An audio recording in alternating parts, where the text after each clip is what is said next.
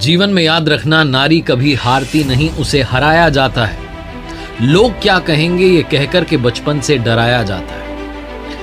आज आप जब स्कूल में पहुंचते हैं तो good morning sir, good morning ma'am कहते हैं, लेकिन आज मैं जिनके बारे में बात करने जा रहा हूं, अगर वो नहीं होती तो शायद आप सिर्फ गुड मॉर्निंग सर ही कह रहे होते, क्योंकि मैम होती नहीं। भारत की पहली महिला शिक्षिका सावित्रीबाई फुले जी के बारे में आज के इस वीडियो में बात से 1831 का साल था, जनवरी का महीना, 3 तारीख जन्म हुआ सावित्रीबाई फुले जी का, जो कि देश की पहली महिला शिक्षिका बनी। महाराष्ट्र के पुणे में एक दलित परिवार में उनका जन्म हुआ। उनके फादर का नाम खंडोजी नेवसे था और माताजी का नाम लक्ष्मीबाई था। मात्र 9 साल की उम्र में उनकी शादी करा दी गई। उनके बचपन का एक किस्सा है कि वो अंग्रेजी किताब को पढ़ने की कोशिश कर रही थी। उनके पिताजी खंडोजी ने देख लिया और वो किताब के पन्ने फाड़ करके फेंक दिए और उन्हें समझाया कि बेटा, हम जिस जाति में पैदा हुए हैं, हमें पढ़ने लिखने का अधिकार नहीं है। तब से सावित्रीबाई के मन में शिक्षा को लेकर के एक नई आग जल चुकी थी। वो चाहती थी कि बहुत पढ़ूं और बाकी जितनी मेरी साथ की बालिकाएं हैं, बच्चियां हैं, उनको भी पढ़ाऊं।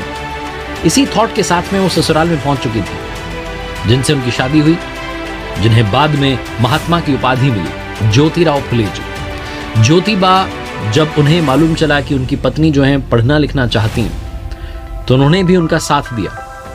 अब घर में तो पढ़ा नहीं सकते थे क्योंकि माहौल ऐसा नहीं था, तो खेत में जहां ज्योतिबा काम करते थे, जब सावित्री जी पहुंचती थी खाना लेकर के, तो तब उन्हें दिन में पढ़ाते थे। लेकिन ये बात कितने समय के लिए छुपती। जैसे ये बात घर वालों को, ससुराल वालों को मालूम चली, दोनों को घर से बाहर निकाल दिया गया। इनकी जीवन यात्रा एक अद्भुत यात्रा है और आज 5 लर्निंग नहीं, बल्कि सिर्फ एक बात सिखाना चाहता हूं इनकी कहानी को सुना करके, कि जीवन में जो आप ठान लें उसे कर सकते हैं। बस शर्त यह है कि क्या आप वाकई में उस मंजिल तक पहुंचना चाहते हैं। तो आइए सावित्रीबाई फुले जी की कहानी को आगे बढ़ाते हैं। ससुराल वालों ने घर से बाहर निकाल दिया था, घर तो छोड़ दिया था, लेकिन इस कपल ने, इस दंपत्ति ने समाज कल्याण के आज में एक मैसेज छोड़ के गई कि हम सबको मिलकर के आगे बढ़ना है, हम सबको हाथ थाम करके आगे चलना है।